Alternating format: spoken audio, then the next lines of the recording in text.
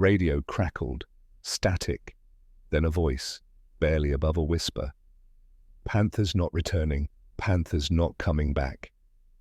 The staff officer's hand froze on the headset. 3 words, just 3 words. But they carried the weight of disaster. He turned slowly toward the farmhouse window. The evening light painted the Norman countryside in amber, peaceful, deceptive. Behind him, Brigadier General Martin Steiner stood motionless at the map table. His face was stone. His eyes tracked the empty road beyond the trees, waiting. One panther appeared on the horizon, engine smoking, tracks grinding against the gravel. The commander's hatch hung open. No one stood in it. Then another, limping, trailing oil, then a third. Steiner began counting under his breath. His lips moved, but no sound escaped. His fingers gripped the edge of the table, knuckles white. 4, 5, 6. The 7th panther crawled into view just as the sun touched the tree line. Its turret was scorched black. The barrel pointed downward at an odd angle. Then silence. Just the sound of wind through broken shutters. The distant call of crows over burned fields. Steiner's hand trembled. He pressed it flat against the map to stop the shaking. 7 panthers from 78. 18 hours ago he had sent them forward with absolute confidence, with mathematical certainty, with the pride of a man who believed numbers never lied. 18 hours earlier, the morning sun had not yet broken the horizon when Steiner entered the command post. His boots struck the wooden floor in a steady rhythm, authority in every step. He was 48 years old, Prussian trained, a general who had risen through the ranks not by battlefield glory, but by something the old guard considered almost shameful: mathematics. While other officers spoke of courage and tradition, Steiner spoke of force ratios and penetration values. While they quoted Clausewitz, he quoted physics. And he had been right, every time. Until today. The map table dominated the room. France, Normandy. The Allied advance marked in red arrows. The German defensive line in blue. And there, arranged in perfect formation, 78 miniature Panther tanks. Steiner studied them with the satisfaction of a chess master surveying his pieces. Each one represented the finest medium tank Germany could produce: sloped armor, the long-barreled 75mm gun, speed and firepower in perfect balance, on paper unstoppable. Major Ernst Bergmann entered without knocking. He was 35 but looked older. The Eastern Front did that to men. He had seen what happened when mathematics met reality in the snow outside Stalingrad. "The intelligence report, sir."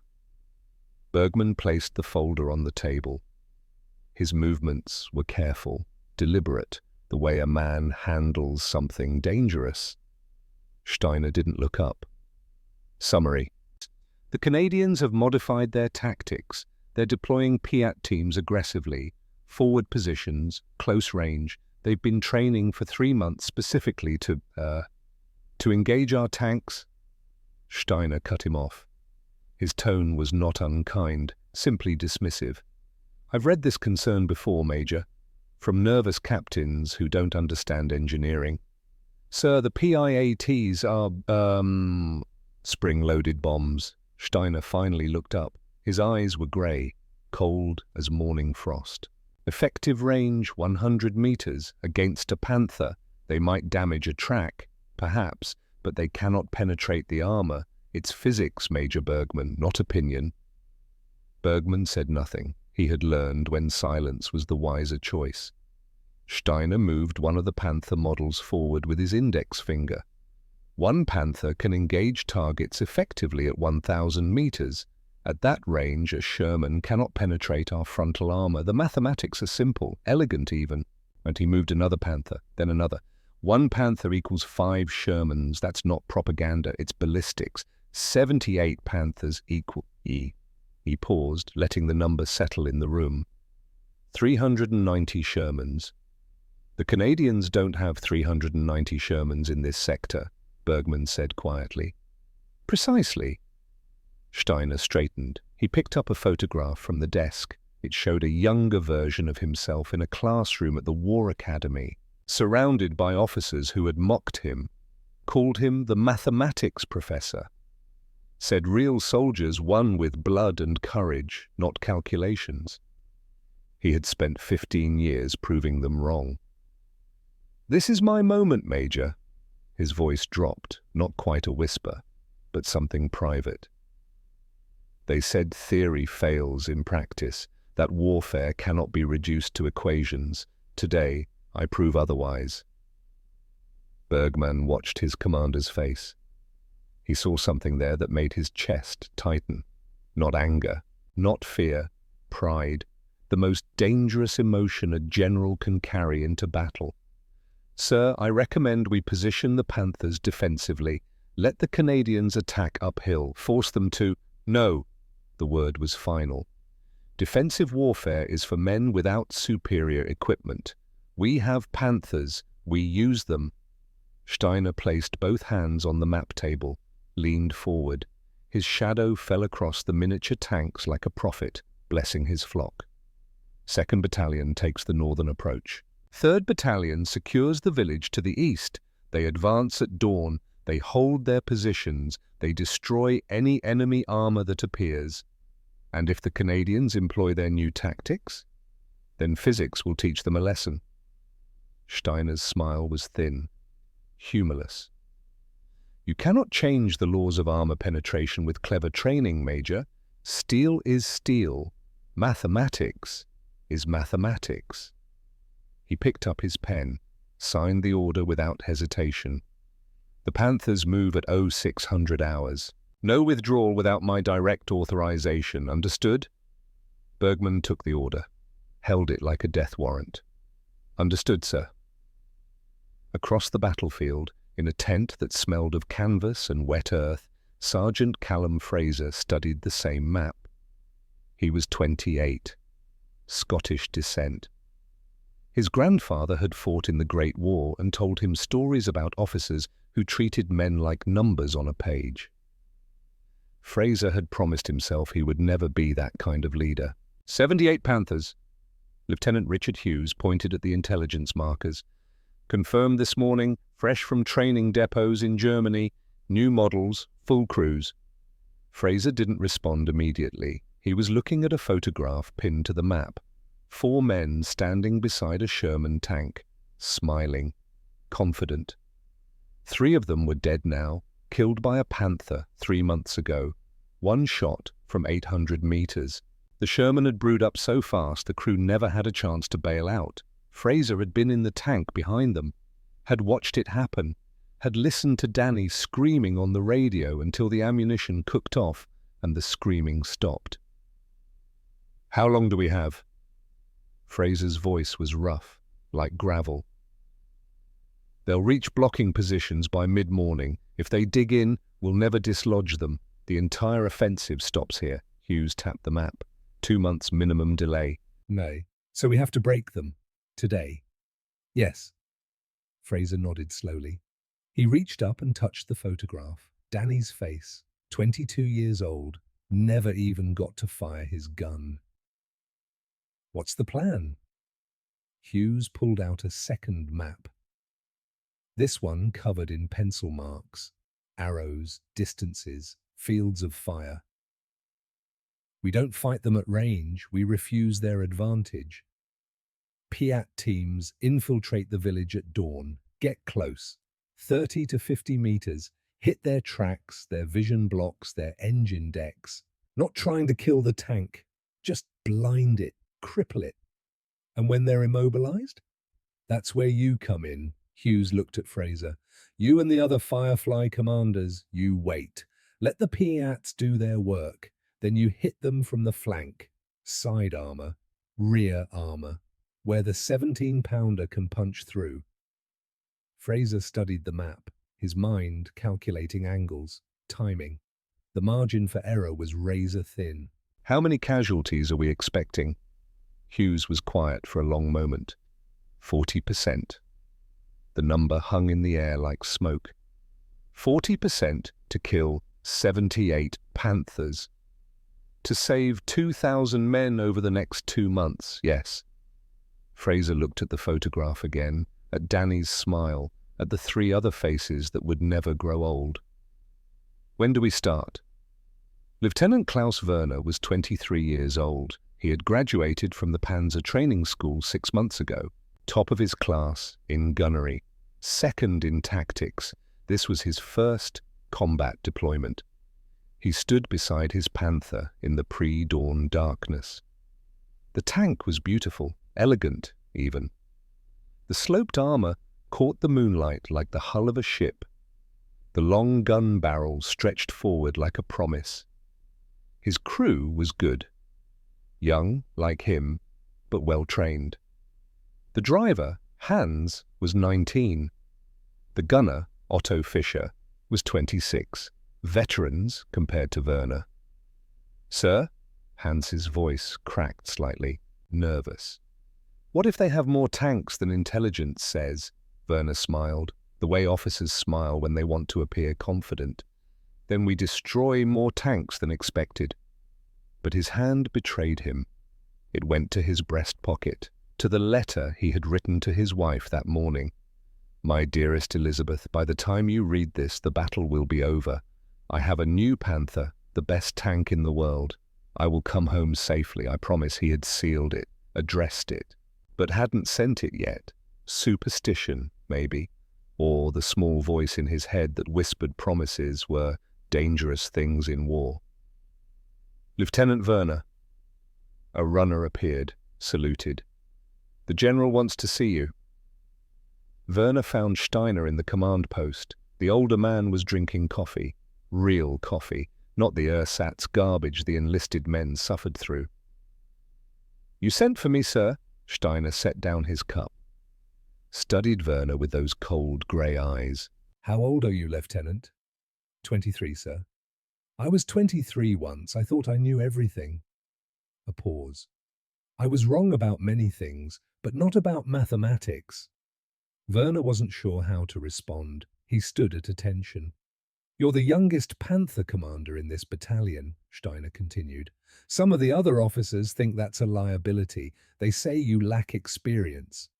"Sir, Steiner raised a hand. "I don't care what they think. Experience is valuable." "But it can also teach the wrong lessons, make men timid, hesitant." He stood, walked to the map table. "You know what your Panther can do. You've studied the specifications, the armor thickness, the gun performance, the engagement ranges." "Yes, sir. Frontal armor, 80 millimeters at 55 degrees, effective thickness, 140 millimeters.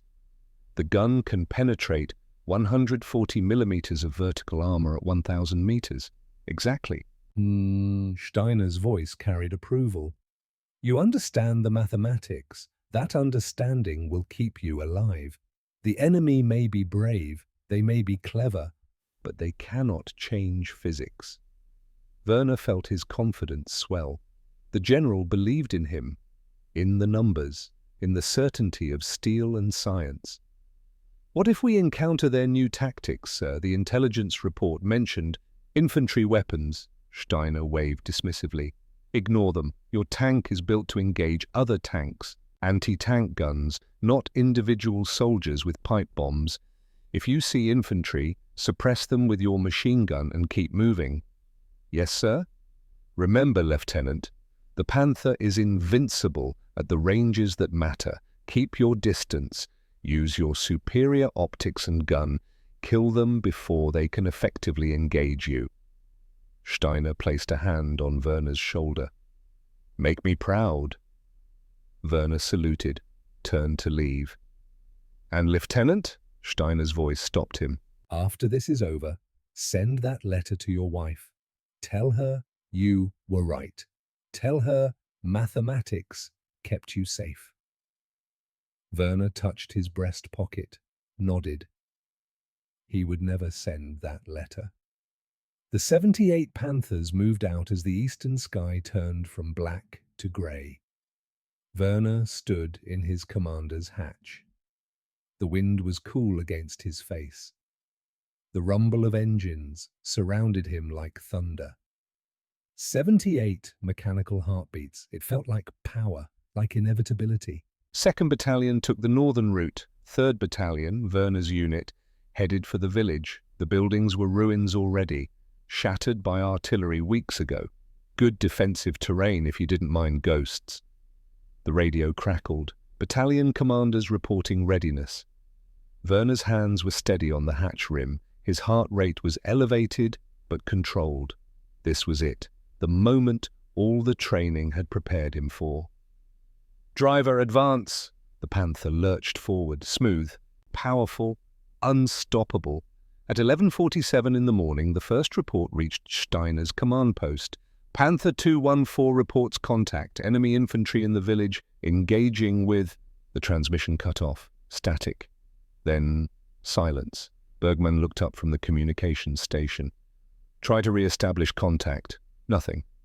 Steiner frowned. Probably radio malfunction. The buildings interfere with transmission. Continue. But his hand moved unconsciously to the map table. To the miniature Panther marked 214. At 11:53, another report. 3rd Battalion reports multiple Panthers under attack. Visibility limited. Taking fire from unknown positions. Request... Static again. Steiner's frown deepened. How many Panthers? 3 confirmed losses, sir. Possibly more.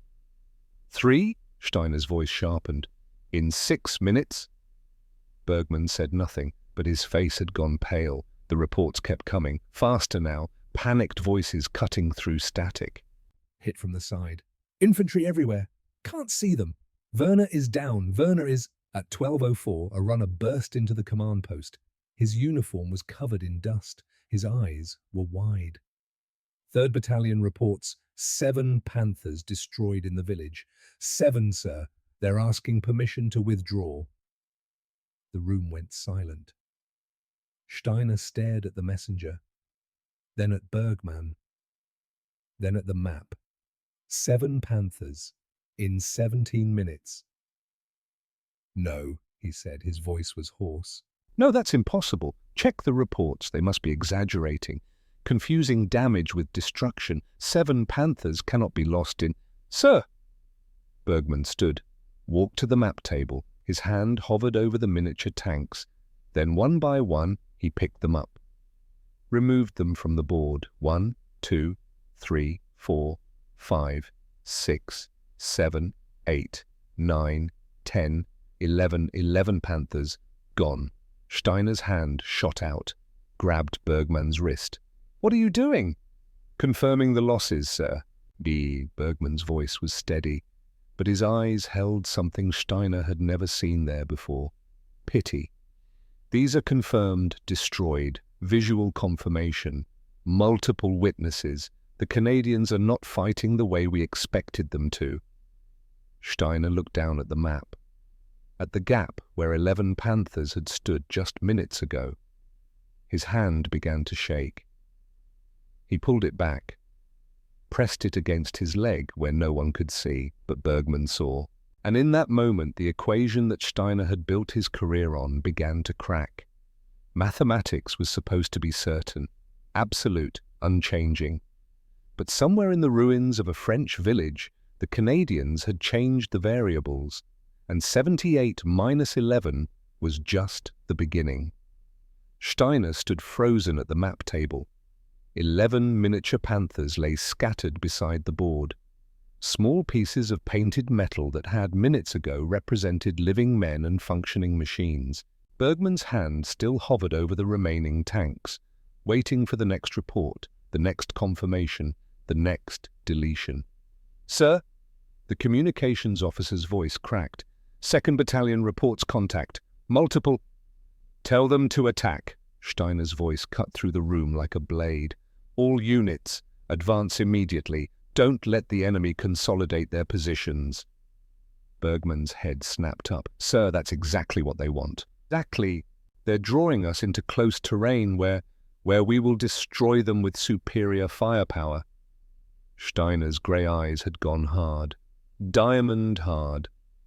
The PIATs are a nuisance. Nothing more. Our Panthers can absorb infantry attacks. They're designed for it. 11 tanks say otherwise. The room went silent. Every officer froze. No one spoke to the general that way. Steiner turned slowly. His face was pale. 2 spots of colour burned high on his cheeks. What did you say? Bergman didn't flinch. 11 tanks destroyed in 17 minutes. By the tactics you told us to ignore, sir. For a long moment, the only sound was the crackle of radio static, distant, like thunder before a storm. Then Steiner moved, 3 steps, close enough that Bergman could see the fine tremor in his commander's jaw. I don't need lectures on tactics from an officer who lost an entire company at Stalingrad. His voice was quiet, venomous. You retreated then. You want to retreat now? It's a pattern, Major. Bergman's face went white, but he held Steiner's gaze. I retreated at Stalingrad because the alternative was annihilation, just like now. We have Panthers, they have Shermans and pipe bombs. The mathematics are wrong, the shout echoed in the farmhouse. Bergman's chest heaved. He had never raised his voice to a superior officer in his life. Steiner's hand went to his sidearm, touched the holster, didn't draw. Just rested there.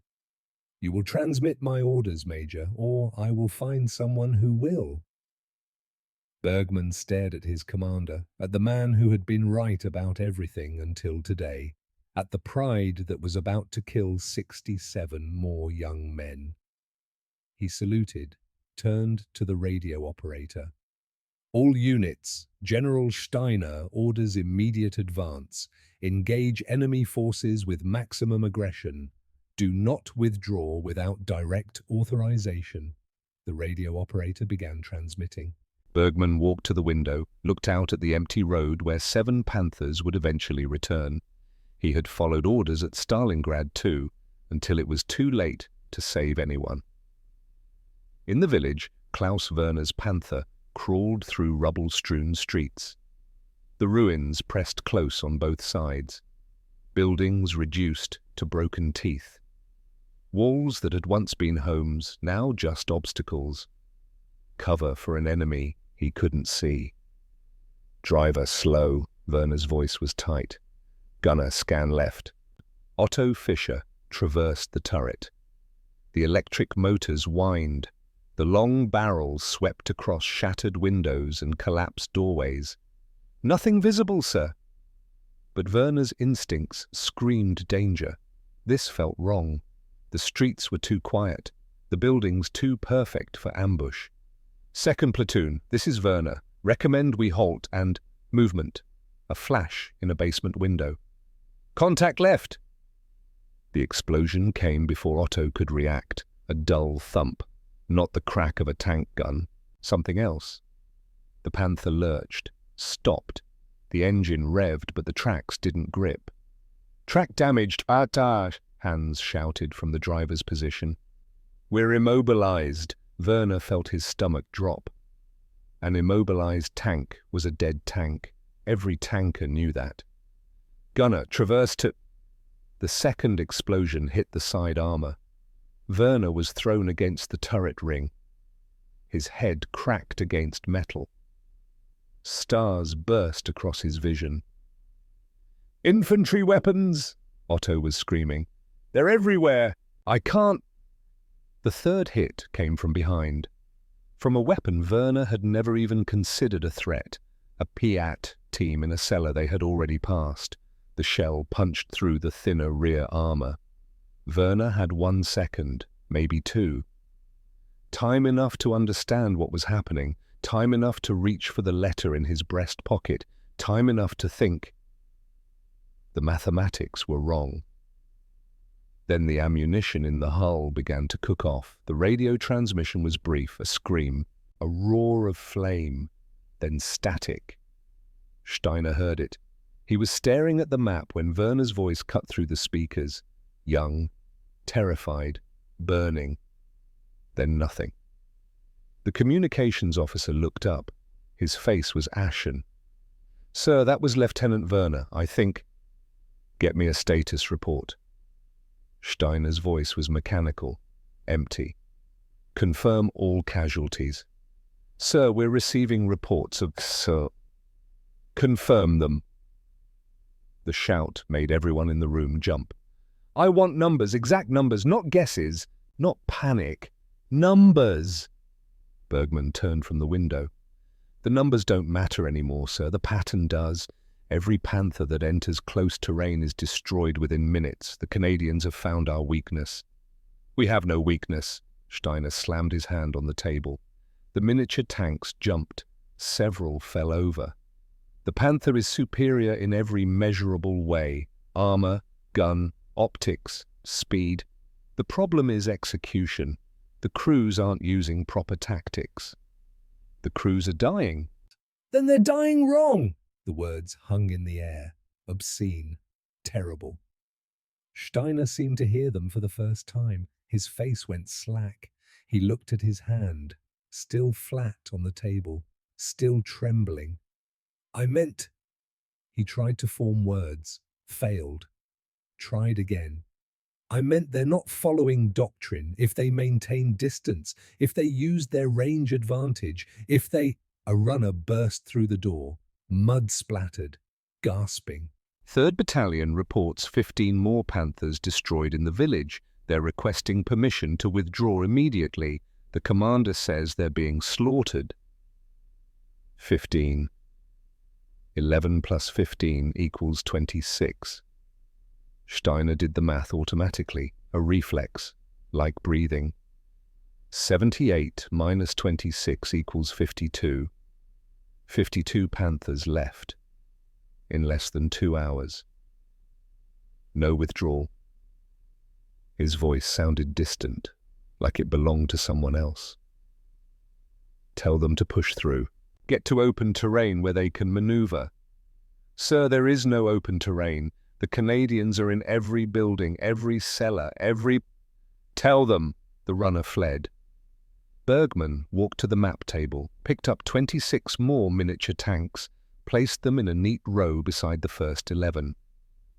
37 Panthers, 37 crews, 37 Klaus Werners who would never send their letters home. Steiner stared at the row of dead tanks.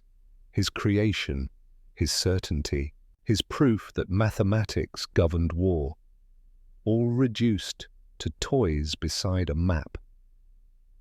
"It's not supposed to be like this." His voice was barely a whisper. The calculations were perfect, the force ratios, the armor values, everything was perfect on paper, Bergman finished. "But war isn't fought on paper, sir. It's fought by men who adapt, who change the rules when the rules favor their enemy. You can't change the rules of physics. The Canadians just did." Sergeant Callum Fraser watched through his periscope as another Panther died. His Sherman Firefly was hidden in a copse of trees, camouflaged, patient. The long 17-pounder gun pointed at a gap between two ruined buildings. He had been here for 40 minutes, waiting, while Piat teams did their bloody work in the village. The Panther appeared exactly where Fraser expected it. Reversing, trying to escape the close-quarters hell that the village had become. Gunner, target, Panther. Rear aspect, range 300 meters. Lachlan Reed, his 20-year-old gunner, laid the crosshairs on the engine deck. Identified. Fire. The 17-pounder roared. The shell crossed the distance in a fraction of a second, punched through the thinner rear armor, detonated inside the engine compartment. The Panther shuddered, stopped. Smoke poured from the vents. "Driver, reverse. New position." The Sherman backed deeper into the trees. Fraser had learned the hard way. Shoot and move. Never stay static. The Germans were good. If they spotted you, you died. But today, the Germans weren't seeing anything until it was too late. "Sarge," Lackland's voice was tight. "That's the fourth one, in an hour." "Fifth," Fraser corrected. "You missed the one at 11:30. "Jesus." Fraser said nothing. He was thinking about Danny, about the panther that had killed him from 800 meters away, about how powerless they had been at that range. Not anymore. Now the Germans were the ones dying before they understood what hit them. He felt no joy in it, no satisfaction, just a grim certainty that this was the only way to win. Get close, fight dirty, accept casualties, make them pay a price that mathematics couldn't calculate. At 2 in the afternoon, Bergman placed the report in front of Steiner. 47 Panthers remaining, 31 confirmed destroyed. Geo Steiner didn't look up. He was writing pages and pages of calculations, armor thickness, penetration values, engagement ranges, as if enough mathematics could make reality obey. "That's 40% casualties," Bergman's voice was gentle, like speaking to a wounded man, "in less than 3 hours. I'm aware of the percentage. Sir, we need to withdraw, consolidate what we have left. The Villas Junction isn't worth—" "It's worth everything!" Steiner's head snapped up. His eyes were wild, red-rimmed. "If we lose Villas, the entire defensive line collapses. The Allies push straight through to Germany. This position determines whether we hold for 2 months or 2 weeks. And if we lose all 78 Panthers trying to hold it? We won't, we can't. The mathematics—" Steiner's voice trailed off. He looked down at his calculations, at the pages covered in numbers that had stopped meaning anything. For the first time, doubt crept into his voice, a hairline crack in granite. How are they doing this? Bergman sat down, slowly, like a man settling a heavy burden. I spoke to one of the survivors from 3rd Battalion. He said the Canadians don't fight like we expected. They use their infantry to get close. 30 meters, 40, too close for our guns to depress. Then they hit the tracks, damage the vision blocks, create chaos. Infantry can't destroy a Panther. They don't have to, they just have to stop it, blind it. Then their Firefly tanks appear from positions we never identified and kill us from the side. Steiner shook his head. No, that requires perfect coordination, perfect timing. They can't, they can, they have. 31 times today. The number hung between them. Steiner stood abruptly, walked to the window. Outside, the afternoon sun painted everything gold, beautiful, indifferent to the dying. We'll change tactics. His voice was steadier now, controlled. Pull back to Hill 247. Make them attack uphill. Force them into open ground where our advantages matter. Sir, give the order, Major. Bergman looked at his commander's back, at the rigid spine, the shoulders that refused to slump. He had seen this before. At Stalingrad. Officers clinging to failed plans because admitting failure meant admitting they had killed their own men for nothing. Yes, sir. The withdrawal began at 14:30 hours. On paper, it was a tactical redeployment, a shift to more favorable terrain. In reality, it was 47 Panthers trying to escape a battlefield they no longer controlled. The Canadians didn't let them go. Fraser's Firefly was moving now, following the retreating Germans. His commander, Lieutenant Hughes, had been explicit. Don't let them regroup. Don't give them time to set up on that hill. Stay close. Stay aggressive.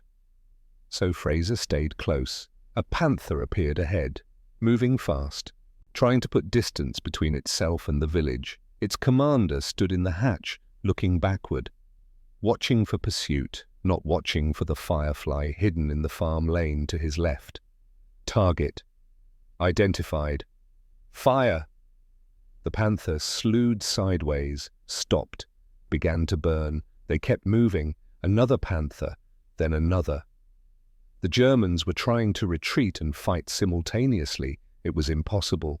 Every time they stopped to engage, Canadian infantry closed in. Every time they ran, fireflies appeared from unexpected angles. In 30 minutes of retreat, 12 more Panthers died. At 1600 hours, Bergmann delivered the final count. 35 Panthers left, sir.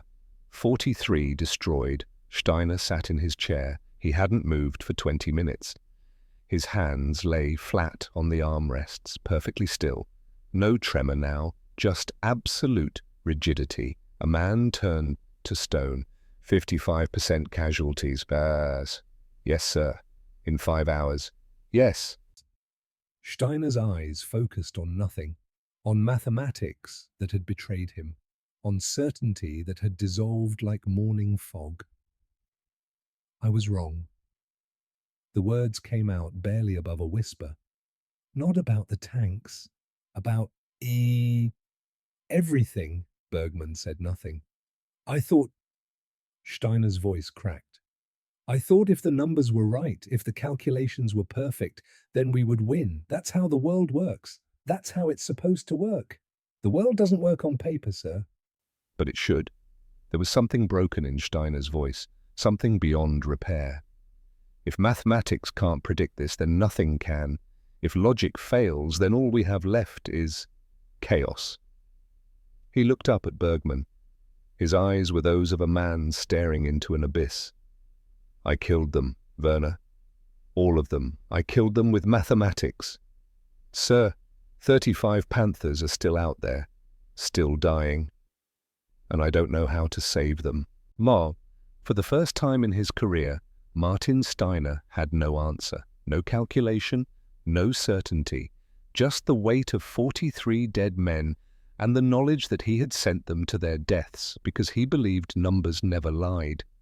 But numbers didn't account for the human factor, for innovation, for men like Fraser who changed the equation by refusing to fight the battle Steiner had prepared for.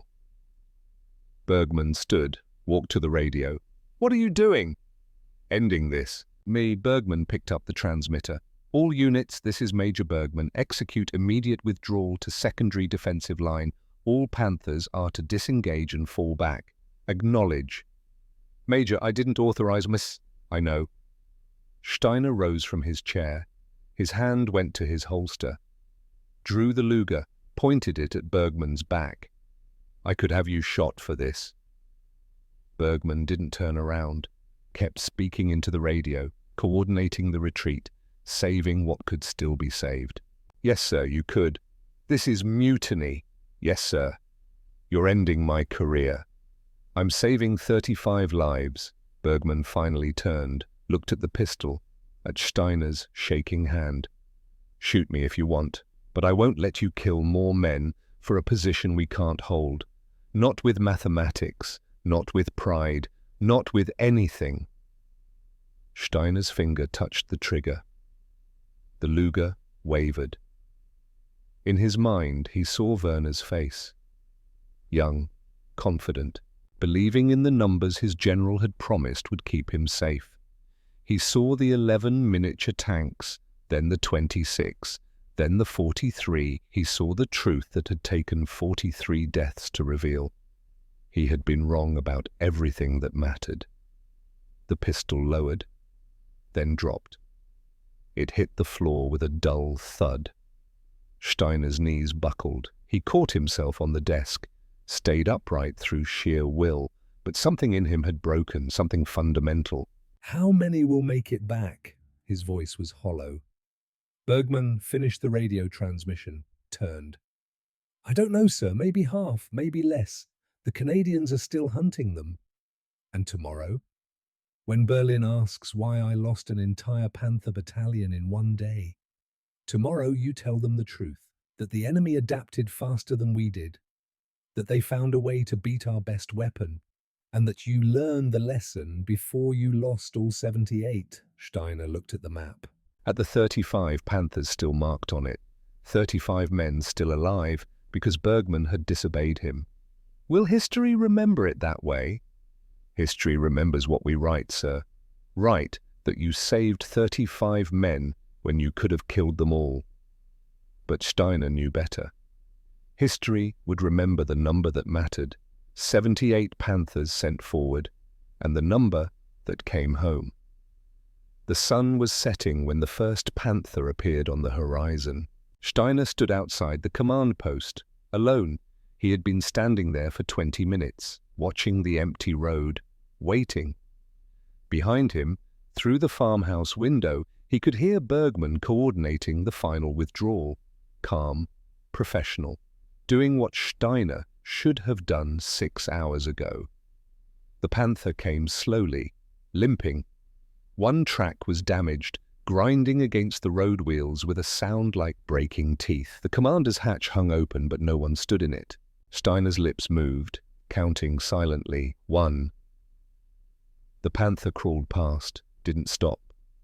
The driver was probably half deaf from combat, exhausted, trying to reach somewhere safe before the tank gave out completely. Steiner kept watching. 5 minutes passed. The evening light turned from gold to amber to deep orange. Shadows stretched across the fields like reaching fingers. Another Panther appeared. This one moved faster but trailed black smoke from the engine compartment. Something was burning inside, not catastrophically, not yet, but the crew would have to abandon it soon. 2. Then a third. Its turret was scorched black. The barrel pointed downward at an odd angle, bent by an impact Steiner could only imagine. How hard did you have to hit a 75mm gun to bend it? How much force? How much violence? 3. The mathematics of destruction were different than the mathematics of design. Steiner was learning that. Too late. But learning. A fourth Panther. A fifth. Both damaged. Both carrying crews that would probably never crew a tank again. Not because they were wounded, because they had seen what happened when steel met tactics. When pride met reality. 4. 5. The gaps between arrivals grew longer, minutes stretched, the sun touched the horizon, everything turned red. A sixth Panther appeared just as darkness began to claim the sky. This one was in better shape, no visible damage, but it moved with a hesitation that spoke of internal problems, transmission, engine, the kinds of failures that happened when you pushed a machine beyond its limits. 6. Steiner stood in the gathering dark, waiting, hoping, please let there be more. Please let the mathematics be wrong about this too. Let there be 8, 10, 20. Prove that I didn't kill 68 men because I believed in armor thickness and gun caliber more than I believed in human adaptability, please. The 7th Panther arrived 40 minutes later, in full darkness. Its headlights were off, moving by moonlight, crew so exhausted they could barely navigate. It passed Steiner without acknowledgement, disappeared into the depot area where mechanics would discover damage beyond field repair. 7. Steiner waited another hour, standing in the cold, watching the empty road. No 8th Panther came. At 2200 hours, Bergman emerged from the command post. He carried a blanket and draped it over Steiner's shoulders without a word. All units have reported in, sir. 7 Panthers, confirmed. Steiner didn't respond. His eyes remained fixed on the dark road. The crews are being debriefed. Medical is treating the wounded. Maintenance is bull. Bring me the personal effects. Bergman paused. Sir? The personal effects from the destroyed tanks. Whatever the recovery teams salvaged, bring them to me. Sir, that can wait until Now, Major. They brought the items in wooden crates, small things, the pieces of 71 lives that had survived when the men didn't. Photographs, letters, watches stopped at the moment of death. A harmonica, a child's drawing, a wedding ring melted and fused to a piece of turret armor. Steiner sat at the map table. The miniature Panthers had been cleared away. Now there was just him and these fragments. He picked up each item, read each letter, studied each photograph. Lieutenant Klaus Werner's effects were in the third crate. The letter was still sealed in its envelope. The paper was scorched at one edge but intact. The address written in careful script: Frau Elisabeth Werner, Schillerstrasse, 14, München. Steiner's hands trembled as he opened it. He had no right. He knew that, but he needed to understand what he had taken from the world. My dearest Elizabeth, by the time you read this, the battle will be over. I have a new Panther, Panzer II 2-3. The instructors say it is the best medium tank ever built. Sloped armor that can defeat any Allied gun. A weapon that can kill from distances where the enemy cannot touch us. General Steiner himself spoke to me this morning. He said, I understand the mathematics of war. That understanding will keep me safe. I believe him. He is the smartest officer I have ever met. When he explains the armor values and penetration formulas, it all makes perfect sense. How can we lose when the numbers are on our side? So do not worry, my love. I will fight from a distance where the Panther's advantages matter most. I will use superior technology and training. I will come home to you. I promise. Your Klaus. The letter fell from Steiner's hands. He sat perfectly still. No sound, no movement, just a man confronting what his certainty had created. Klaus Werner believed in the mathematics because Steiner taught him to believe. Believed he would be safe because his general promised that steel and calculations would protect him. Believed right up until the moment a Piat bomb hit his track and a Canadian shell punched through his side armor and his world became fire. Steiner picked up the letter, read it again and again. I will come home to you, I promise. 71 promises, 71 lies, 71 men who believed their general knew what he was doing. Bergman entered quietly, saw what Steiner was reading, started to leave. Stay, Steiner's voice was rough. You should see this. You should see what my pride cost. Sir, read it. That's an order. Bergman read Werner's letter. When he finished, his face was pale. He trusted you. Yes. He believed the mathematics would save him? Yes. And you let him believe it? Yes. Steiner folded the letter carefully, placed it back in its envelope. I will deliver this personally to Elizabeth Werner. I will tell her that her husband died believing he was safe, that I taught him to trust in steel instead of wisdom, that I was wrong. Sir, you don't have to. I killed him, Major. The least I can do is tell his widow the truth. Steiner stood, walked to his desk, pulled out paper and pen. What are you doing? Writing my report, the truth, all of it. The report took 3 hours to write. Steiner's hand moved across page after page. No excuses, no tactical justifications. Just facts presented with the same mathematical precision he had used to plan the battle. After action report, Operation Villas Junction Defense, August 8, 1944. Panthers committed 78 Panthers returned, 7. Casualties 71 tanks destroyed, 284 crew killed or captured. Casualty rate 91%, cause of failure, commander error. Specifically, the undersigned. I based tactical planning on technical specifications while ignoring intelligence regarding enemy tactical innovation. I dismissed warnings from experienced officers. I prioritized mechanical advantage over human adaptability. The enemy did not defeat our tanks. They defeated our thinking. They refused to engage at ranges where our advantages mattered. They used terrain to negate our superior optics and gun range. They employed combined arms tactics, infantry, anti-tank weapons and armor. In coordination, we failed to anticipate or counter. Most critically, they were willing to accept casualties to achieve their objective. They understood that winning required sacrifice. I understood only that superior equipment should guarantee victory. I was wrong. Recommendations: 1. Never deploy armor without close infantry support in restricted terrain. 2. Never assume enemy will fight according to our tactical preferences. 3. Never trust mathematics alone. War is fought by humans who change the rules. Conclusion. 71 Panthers were lost due to command failure. The fault is mine alone. I request immediate relief from command and accept all consequences for this disaster. The surviving crews performed with courage and skill. They deserve better leadership than I provided. Brigadier General Martin Steiner. He signed it, dated it, sealed it. Bergman was waiting when Steiner emerged from his office at 0200 hours. It's done? Yes. Steiner handed him the report. See that it reaches General Headquarters by morning.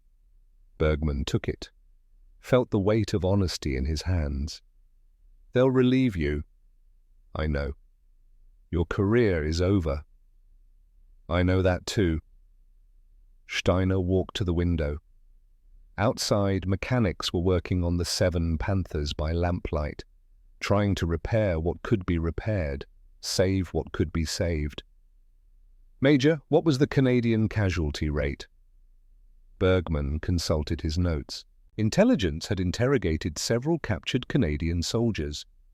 41%. They lost 12 Sherman tanks and 67 infantry, nearly half their attacking force. Steiner absorbed this. So they won by accepting losses I would never have authorized. Yes, sir. They understood something I didn't. That winning sometimes requires paying a terrible price, and that the price of losing is worse. Yes, Steiner nodded slowly. Make sure that's in my report. Make sure they understand the Canadians didn't win because they had better equipment. They won because they had better judgment. 3 days later, General Maximilian von Richter arrived from Army Group Headquarters. He was 62, old Prussian military aristocracy, the kind of officer who believed in honor and tradition more than mathematics. He stood in the command post, reading Steiner's report for the second time. His face was granite. You take full responsibility. Yes, sir. You blame yourself entirely. The fault is mine. Von Richter set down the report, studied Steiner with cold blue eyes. You killed 71 men in one day because you trusted machines more than you trusted experienced officers. Yes, sir. You ignored warnings, dismissed tactical intelligence, refused to adapt when the situation changed. Yes, sir. Von Richter was silent for a long moment. Then, at least you have the courage to admit it. He pulled out a folder, opened it. Inside was a single sheet of paper. Effective immediately, you are relieved of command. Major Bergman assumes temporary command of remaining forces. You will report to operations planning in Berlin, a staff position. You will push papers until the war ends or until we decide what to do with an officer who had the talent to be brilliant and the pride to be disastrous. Steiner accepted the paper. Read his own death sentence, career over, legacy destroyed, reduced to a cautionary tale. I understand, sir. Do you? Von Richter's voice was sharp. Do you understand that we are losing this war in part because of men like you, men who believe technology will save us when our real problem is that we stopped thinking, that we became rigid while our enemies became flexible? I understand now, sir. Now. Von Richter's laugh was bitter. After 71 deaths. Well, consider it an expensive education. He turned to leave, paused at the door. For what it's worth, General Steiner, your report will be distributed throughout the Wehrmacht as an example of what happens when officers forget that war is fought by men, not machines. Your failure will teach others that's something. Small comfort, but the only comfort Steiner would receive. Bergman found him 2 hours later, packing his belongings. Sir, the men wanted me to tell you. The survivors, They don't blame you. Steiner paused, a photograph in his hands. His promotion to Brigadier General 3 years ago. Surrounded by staff officers, all smiling, all confident in Germany's ultimate victory. They should. They said you taught them to think, to calculate, to use logic. Those who survived did so because they applied what you taught them. And the 71 who died?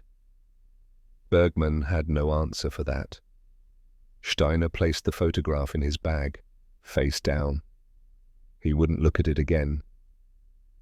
Major Bergman, you saved 35 lives by disobeying me. I want that in the official record. Sir, that would implicate you further. I'm already implicated, but you deserve recognition for having the courage I lacked, the courage to stop a disaster in progress. He closed his bag, looked around the office one final time.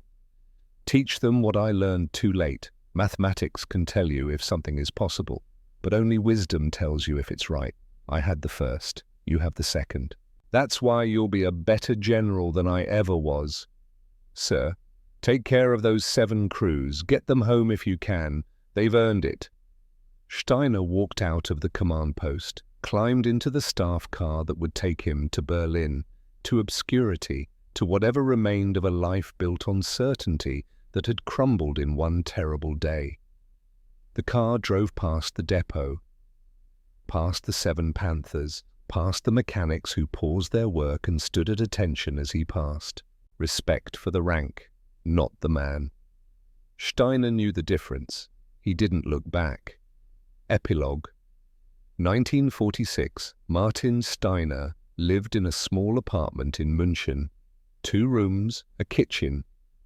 No decorations except a single photograph on the wall. 78 young men in tank commander uniforms, taken the morning they departed for France. All smiling, all confident. 71 of them were dead.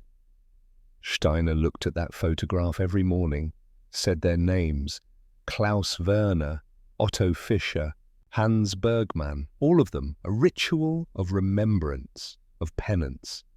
He had visited Elisabeth Werner in October 1945, delivered Klaus's letter personally, told her the truth, that her husband had trusted him, that he had failed that trust. She had listened, silent, then thanked him for his honesty and asked him to leave.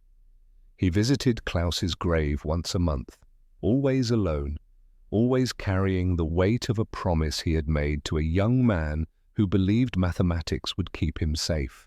The apartment had no visitors. Steiner had become invisible. A man who had existed once in a war that had ended, in a role that no longer mattered. He worked in a factory, manual labor, his hands, once moving miniature tanks across maps, now assembled machine parts. Simple, mindless, exactly what he deserved.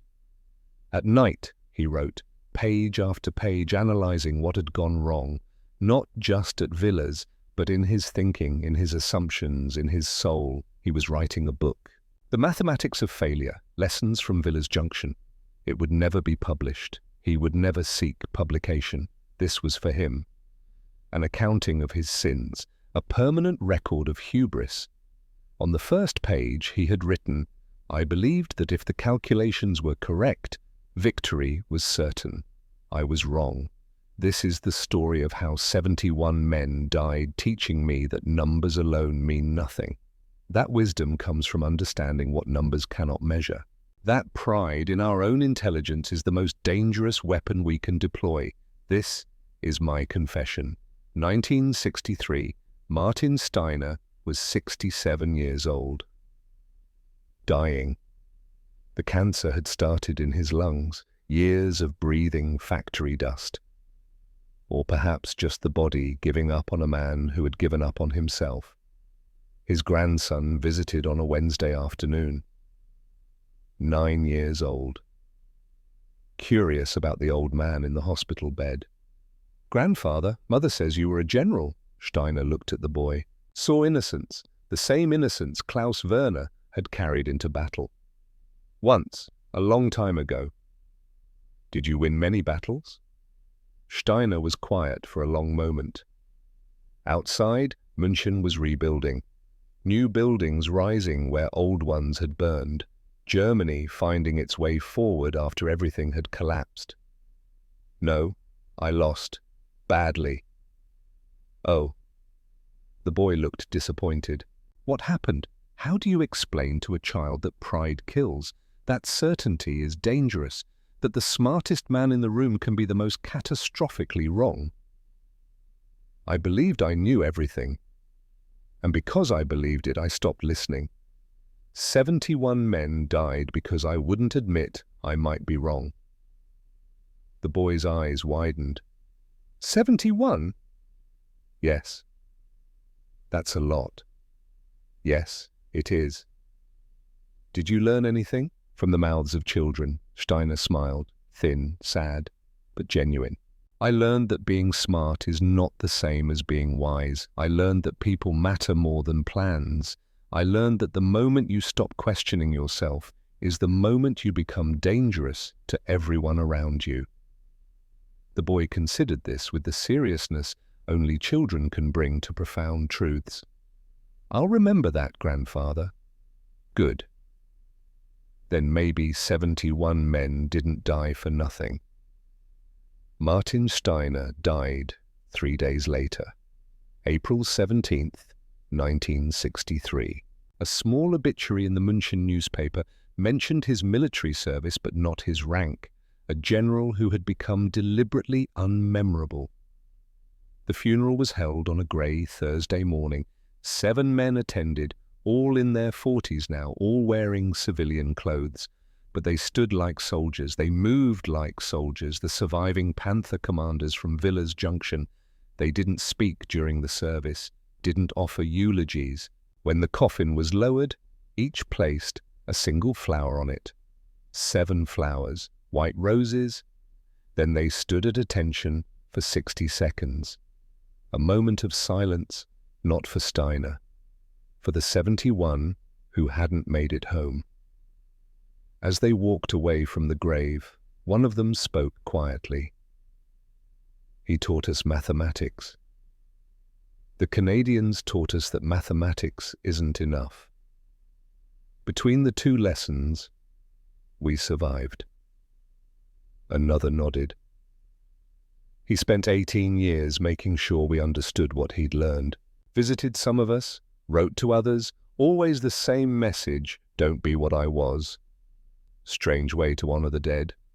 Maybe, but it worked. I teach armor tactics now. I tell my students about villas every year. Show them that the best equipment in the world means nothing if you deploy it stupidly.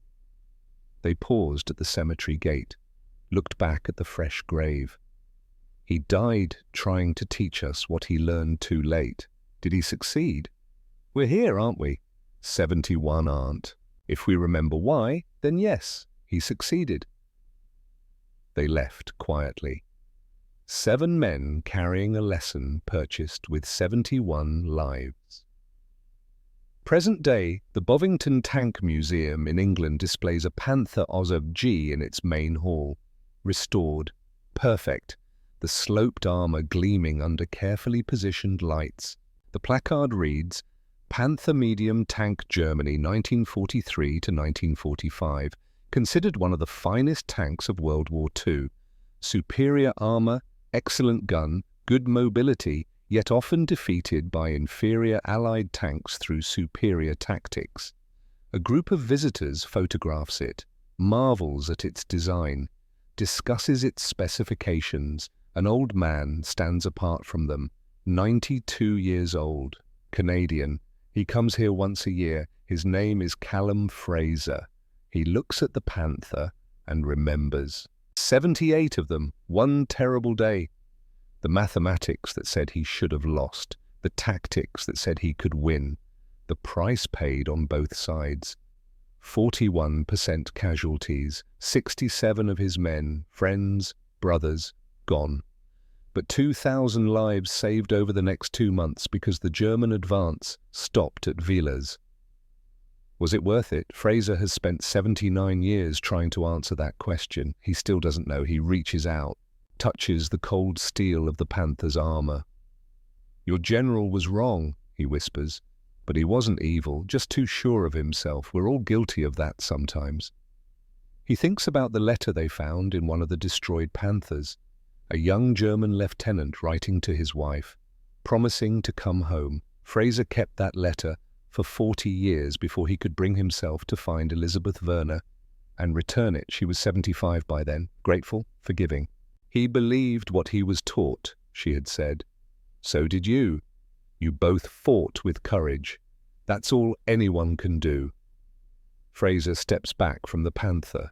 His grandson waits nearby, 12 years old, restless. "Grandfather, can we go? I want to see the modern tanks." Fraser smiles.